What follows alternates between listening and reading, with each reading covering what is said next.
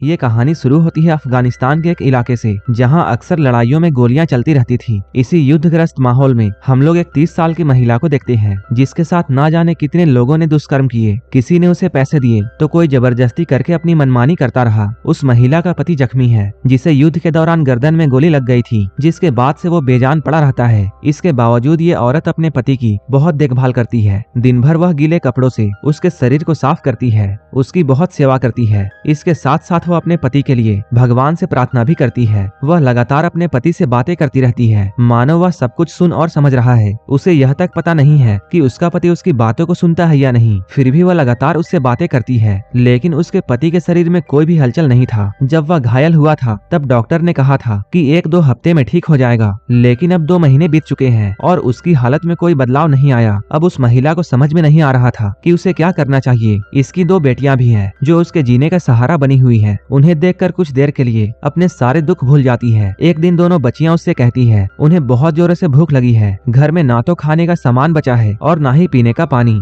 ये देखकर महिला और भी परेशान हो जाती है। वह अपनी दोनों बेटियों को साथ लेकर पड़ोस में जाती है और पूछती है क्या पानी वाला आया था। पड़ोसी कहते हैं उन्हें इस बारे में कोई जानकारी नहीं है। उसके बाद वह दवा दुकान की ओर बढ़ने लगती है, लेकिन इसी दौरान कुछ हथियारबंद लोग आ जाते हैं और अचानक गोलियां चलाते हुए साथ ही धमाके भी करते हैं। लेकिन वहाँ के लोगों के लिए यह सब जैसे आम रोजमर्रा की बात बन चुकी हो। इसी बीच वह महिला एक दवाई की दुकान तक पहुँचती है और पति के लिए दवाइयाँ मांगती है, लेकिन दुकानदार साफ मना कर देता है। वह कहता है उसका पहले से काफी उधार बाकी है और अब वह उसे और उधार नहीं दे सकता। ये सुनकर महिला निराश हो जाती है और खाली हाथ वापस घर लौट आती है। उसे पता है कि उसका पति भले ही बोल नहीं सकता, हिलडुल नहीं सकता, लेकिन उसके शरीर को पोषण की जरूरत है। इसलिए वह नमक मिला पानी तैयार करती है और एक पाइप की मदद से उसे धीरे धीरे उसके मुंह में डालती है ताकि उसका शरीर जिंदा रहे। उसे अब भी यह पता नहीं था कि उसका पति उसकी बातों को समझ पा रहा है या नहीं। फिर भी वह हर बार बाहर जाने से पहले उससे इजाजत मांगती है। वह उसे बताती है कि वह कहाँ जा रही है और क्यों जा रही है। वह कुछ पल तक उसके चेहरे को देखती रहती है, जैसे किसी जवाब का इंतजार कर रही हो, फिर चुपचाप घर से निकल जाती है। इस शहर में उसका एक ही करीबी रिश्ता बचा है, उसकी आंटी, जो पास में ही रहती थी। हालत अब इतने खराब हो चुके थे कि उसे किसी सहारे की जरूरत महसूस हो रही थी। इसी उम्मीद में वह अपने आंटी के घर पहुंचती है और दरवाजा खटखटाती है। कुछ देर के बाद दरवाजा खुलता है, लेकिन सामने एक अनजान औरत खड़ी थी। वह उससे अपने आंटी के बारे में पूछती है। वह अनजान औरत जवाब देती है मुझे कुछ पता नहीं, और वह साफ कह देती है कि वह किसी तरह की मदद नहीं कर सकती। ये सुनकर वह महिला अंदर तक टूट जाती है। अब उसे एहसास हो जाता है कि वह पूरी तरह अकेली पड़ चुकी है। ना तो उसके पास कोई सहारा है और ना ही कोई अपना। वह मायूस होकर घर लौटती है और ये सारी बातें अपने पति को बताती है। वह कहती है शायद उसकी आंटी भी इस शहर को छोड़कर जा चुकी है। अब उसे समझ में नहीं आ रहा था कि वह किससे मदद मांगे। बच्चे भूख से परेशान हैं और घर में खाने का सामान और पानी नहीं है और बाहर हर तरफ गोलियों की आवाज गूंज रही है। वह अपने पति से शिकायत भरे लहजे में कहती है आपकी माँ और भाई भी हमें छोड़कर चले गए, उन्होंने एक बार भी हमें बताना जरूरी नहीं समझा। वह आगे कहती है शायद उन्हें पता चल गया था कि अब आप चल फिर नहीं सकते, इसलिए उन्होंने जिम्मेदारी से बचने के लिए अपना रास्ता चुन लिया। उसकी बातों से समझ में ये आता है कि उसका पति जब स्वस्थ था तब वही इस घर की सबसे बड़ी ताकत था। अगर कभी कोई खतरा आता था तो सबसे पहले वही आगे बढ़कर खतरे का सामना करता था। उसका पति पहले सेना के साथ मिलकर लड़ाइयों में शामिल होता था, लेकिन एक दिन उसके ही साथियों ने उसके गर्दन में गोली मार दी। तब से वह इस हालत में है, बिल्कुल असहाय और बिस्तर में पड़ा हुआ। यह सब याद करते हुए महिला पूरी तरह टूट जाती है। वह अपने ईश्वर से प्रार्थना करती है। अभी भी दोनों बच्चियां भूख से परेशान थी। जैसे जैसे रात गहराती है यह साफ हो जाता है कि इनके घर में बिजली तक नहीं है। मासूम बच्चियों को अभी कुछ भी अंदाजा नहीं था कि उनके परिवार के साथ क्या हो रहा है। उन्हें यह भी पता नहीं था कि उनके पिता के साथ क्या हुआ है। वे तो बस यही सोचती थी कि उनके पिता उनसे नाराज है, इसलिए उनसे बातें नहीं करते। अगली सुबह डॉक्टर आता है और कहता है वो मरीज को देखना चाहता है। महिला उसे रोकते हुए कहती है कि वह अभी उस हालत में नहीं है कि किसी बाहरी आदमी को वो अंदर आने दे सके, इसलिए वह थोड़ी देर के बाद आए। डॉक्टर कहता है वो बाद में लौटेगा, लेकिन तब तक उसे अपने पति के घावों का ध्यान रखना होगा और देखना होगा कि घाव ठीक हो रहा है या नहीं। यह कहकर वो चला जाता है। इसके बाद महिला अंदर आती है और अपने पति के जख्मों को ध्यान से देखती है। काफी ध्यान से देखने के बाद महिला को ये एहसास होता है कि उसके पति के घावों में कोई सुधार नहीं आया है। जैसे पहले था वैसा ही अब भी बना हुआ है। तभी उसका ध्यान बाहर से आ रही आवाजों पर जाता है। खिड़की से झांक कर वो देखती है कि बाहर कोई ऐलान किया जा रहा है। उस ऐलान में ये बताया जा रहा था कि सभी के सभी घरों में अपनी सुरक्षा के लिए हथियार बांटे जा रहे हैं। यह सुनते ही महिला समझ जाती है कि हालत और बिगड़ने वाली है और शायद यह किसी बड़े हमले की आशंका है। वह तुरंत अपनी बेटियों को साथ में लेकर पास के एक तहखाने में जाती है, जहां आसपास के लोग इकट्ठा होने लगे थे। अचानक बाहर से जोरदार हमलों की आवाजें आने लगती हैं। चारों तरफ बम फटने लगते हैं, टैंकों की गड़गड़ाहट और मिसाइलों की आवाजें गूंजने लगती हैं। अंदर बैठे लोग डर से सिमट जाते हैं। किसी को समझ में नहीं आ रहा था कि बाहर क्या हो रहा है। कुछ समय के बाद आवाजें धीरे धीरे थम जाती हैं। महिला हिम्मत करके बाहर निकलती है ताकि वह अपने पति की हालत देख सके। उसे देखकर बाकी लोग भी बाहर आने लगते हैं। महिला अपने पति के पास पहुंचती है। चारों तरफ धूल और मलबा फैला हुआ था। वह धीरे धीरे उसके शरीर को साफ करने लगती है। वह देखती है उसकी आंखों में भी मिट्टी चली गई है। वह सावधानी से उसकी आंखों में दवा डालती है। तभी उसकी नजर बाहर पड़ती है। एक टैंक अब भी इसी इलाके में घूम रहा था। उसे समझ आ जाता है कि खतरा अभी खत्म नहीं हुआ है। वह खुद को संभालने की कोशिश कर ही रही होती है कि तभी एक और हमला शुरू हो जाता है। धमाके के साथ खिड़कियां टूट जाती है और कमरे में चारों तरफ कांच और पत्थर बिखर जाते हैं। उसी पल उसे अपनी बच्चियों का ख्याल आता है जिन्हें वो तय खाने में छोड़कर आई थी। वह तुरंत भागकर वहां पहुंचती है और कसकर उन्हें गले से लगाती है। उसका पति अब भी वहीं पड़ा होता है। तभी कुछ हथियार बंद लोग घर में घुस आते हैं, लेकिन जब उन्हें पता चलता है कि वह हिल भी नहीं सकता, तब वह उसकी घड़ी और अंगूठी को निकाल लेते हैं। इसके बाद वे पूरे घर की तलाशी लेते हैं, लेकिन उन्हें कोई खास चीज नहीं मिलती। वे लोग उन चीजों को बेकार समझकर फेंक देते हैं। उन्हें लगता है यह आदमी अब जीवित नहीं है, फिर भी वे उसे गोली मारने ही वाले होते हैं। तभी उनकी नजर वहीं पर रखे हुए यूनिफॉर्म पर पड़ती है। उन्हें समझ में आ जाता है कि वह कभी लड़ाई में शामिल रहा होगा। ये देखकर वह बिना कुछ किए वहां से चले जाते हैं। कुछ देर के बाद जब सब कुछ थम जाता है, वह महिला वहां आती है और घर की हालत को देखकर वो समझ जाती है कि किसी ने पूरे घर की तलाशी ली है। अपने पति को जिंदा देखकर उसे राहत मिलती है, लेकिन तभी उसे खबर मिलती है कि पड़ोसियों को बेरहमी से मार दिया गया है। यह सुनकर वो बहुत डर जाती है। वह यह बात समझ जाती है कि इस माहौल में अपनी बेटियों को रखना सुरक्षित नहीं है, इसलिए वह अब उन्हें लेकर वहां से निकल पड़ती है। वह दोबारा उसी घर के दरवाजे पर जाती है जहाँ कभी उसकी आंटी रहती थी। फिर वही औरत दरवाजा खोलती है। वह इस बार भी मदद करने से इनकार कर देती है। निराश होकर वह अपने बच्चियों के साथ बाहर खड़ी हो जाती है। कुछ देर के बाद उस औरत को उन पर तरस आता है और दरवाजा खोलकर एक पर्ची देती है जिस पर एक जगह का पता लिखा होता है।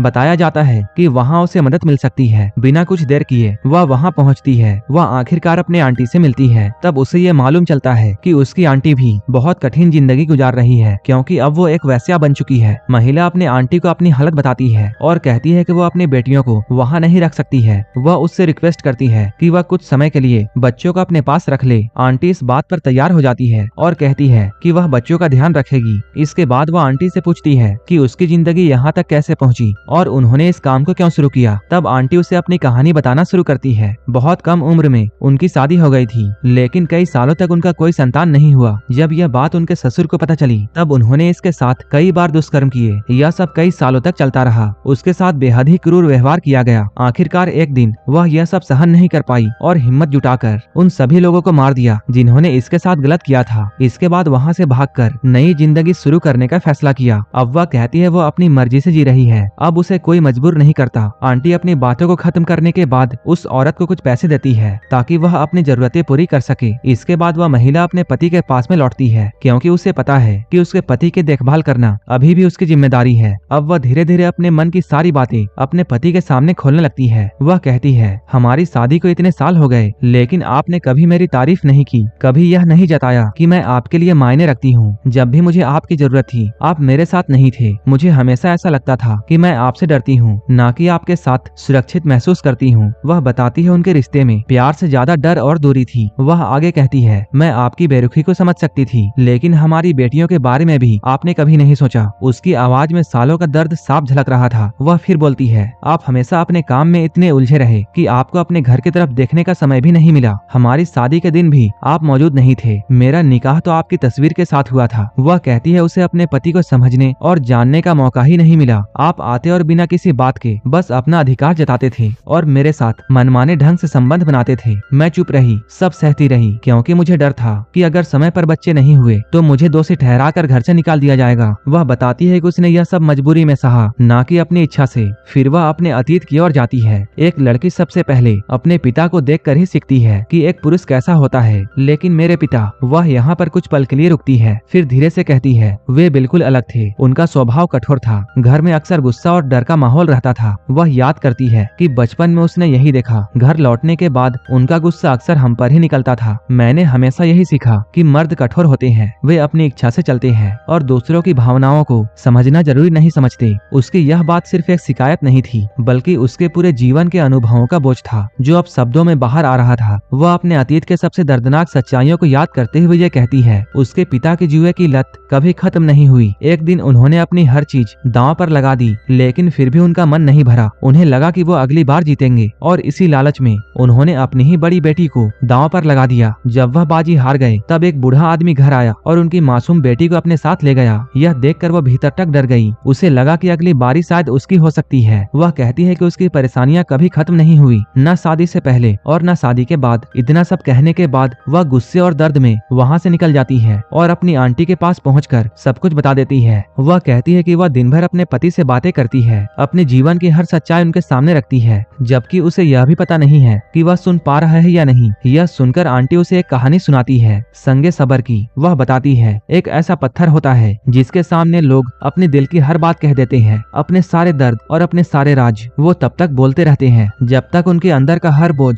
हल्का ना हो जाए, और जब सब कुछ बाहर आ जाता है तब वह पत्थर खुद ब खुद टूटकर बिखर जाता है और अपने साथ उन सारे राज और दर्द को लेकर जाता है। लोग मानते हैं कि जब कोई व्यक्ति पूरी तरह असहाय हो जाता है तब वह भी एक तरह से संगे सबर बन जाता है, एक ऐसा मौन पत्थर जिसके सामने इंसान अपने दिल की हर बात कह सकता है। यह बात सुनकर वह महिला समझ जाती है कि उसका पति भी अब उसी पत्थर की तरह है जिससे वह बिना किसी डर के सब कुछ कह सकती है। अगले दिन वह उसके पास जाती है, उसे साफ करती है, नहलाती है और कई सालों के बाद पहली बार उसके होठों को चूमती है। फिर धीरे धीरे अपने दिल की बात खुलने लगती है। वह कहती है मुझे आज भी वो पहली रात याद है जब आप मेरे करीब आए थे। मैं तैयार नहीं थी, लेकिन आपने मेरी हालत को समझने की कोशिश नहीं की। उसकी आवाज में दर्द और घुटन साफ महसूस होता है। वह कहती है आपने कभी मुझसे प्यार की बात नहीं की, बस अपने हक की तरह सब कुछ किया। मुझे पहले ही बता दिया गया था कि मुझे बच्चा देना है और मैंने वही किया जो मुझसे उम्मीद की गई थी। वह अपने अंदर दबे हुए हर एहसास को बाहर निकाल रही थी। तभी बाहर से कुछ हलचल की आवाजें आती है। वह खिड़की से झांक कर देखती है तो पड़ोसी एक शव को दफना रहे थे। इसी बीच डॉक्टर फिर से वहाँ आता है, लेकिन इस बार भी वह उसे अंदर आने से मना कर देती है क्योंकि उसके पास पैसे नहीं है। डॉक्टर चला जाता है। इसके बाद वह फिर से घर के अंदर आती है। तभी उसे पता चलता है इलाके में कई सैनिक आ चुके हैं। उसे डर लगता है कि अगर उन्हें उसके पति के बारे में पता चल गया तो वे उसे मार देंगे। इसी डर से वो अपने पति को छुपा देती है और उसके ऊपर कई चीजें रख देती है ताकि कोई उसे ना देख सके। कुछ देर के बाद घर में दो लोग आते हैं, एक कमांडर और उसका एक सिपाही।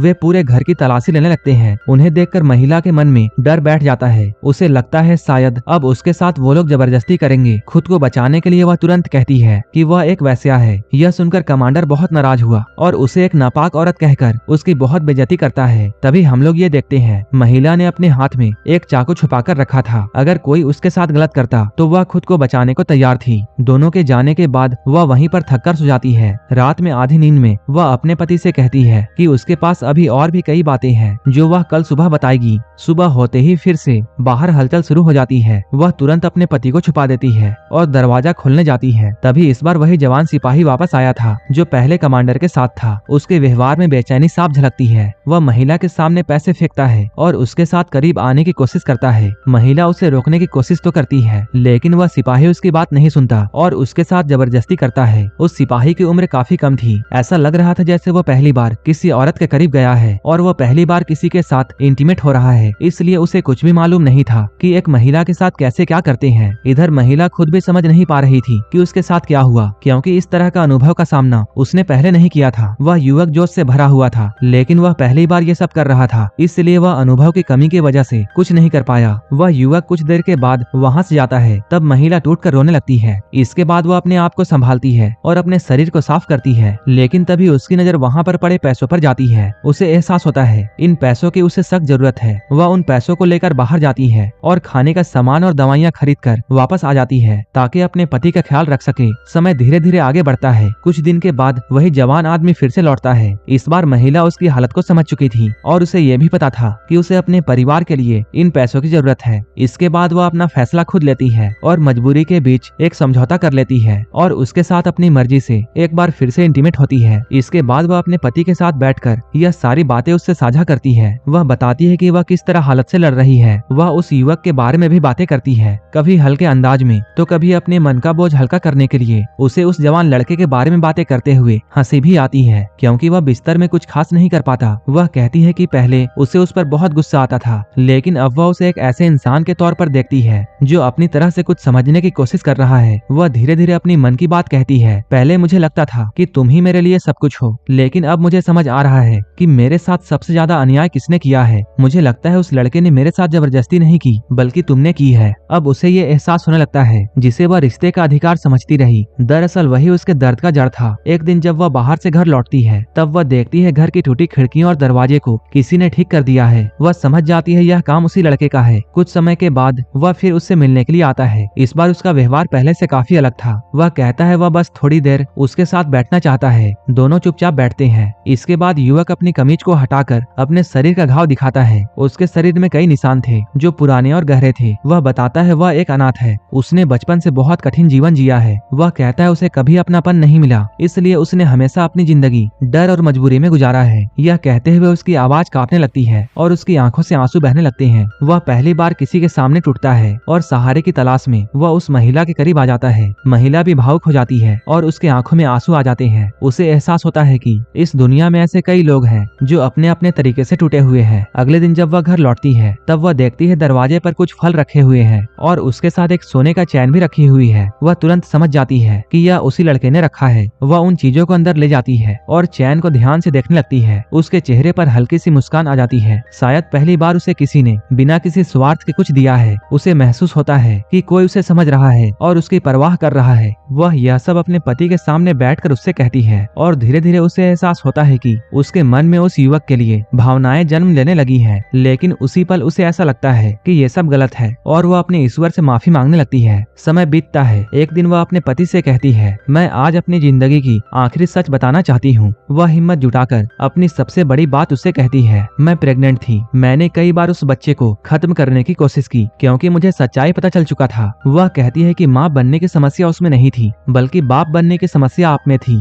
लेकिन यह बात कभी स्वीकार नहीं की गई। अगर सच सामने आता तो मुझे घर से निकाल दिया जाता, इसलिए मैंने वो रास्ता चुना जिससे मैं माँ बन सकूं। उसकी आवाज कांप रही होती है, लेकिन यह सब कुछ वह कह देती है। इन बच्चों का सच मैं खुद भी नहीं जानती कि इनका बाप कौन है। यह सुनते ही पहली बार उसके पति के शरीर में हलचल दिखती है। उसकी आंखें खुलती है और वह अचानक हिंसक हो जाता है। वह गुस्से में उसका गला पकड़ लेता है, मानो उसे खत्म कर देना चाहता हो। अपनी जान बचाने के लिए महिला घबराकर पास में पड़ी हुई चीज उठाती है। वह अपने ही पति को मार देती है। कुछ पल के लिए सब कुछ शांत हो जाता है। फिर धीरे धीरे उसे ये एहसास होता है कि जिस इंसान के सामने उसने अपनी जिंदगी का हर राज खोला, वही उसका संगे सबर था। एक ऐसा मौन पत्थर जिसने उसके सारे दर्द और सारे रहस्य अपने भीतर समेट लिया। और जैसे ही उसने अपना आखिरी सच उसे बताया, वह पत्थर टूट गया। सालों से दबा हुआ दर्द सब एक ही पल में खत्म हो जाता है। उसी समय वह युवक यहाँ आता है और यह सब देख लेता है। वह समझ जाता है कि अब यह वही महिला नहीं रही जो अन्याय को चुपचाप सहती थी। अब वह अपनी ताकत को पहचान चुकी है। अब कोई भी अगर उसके साथ गलत करेगा तो वह खामोश नहीं रहेगी।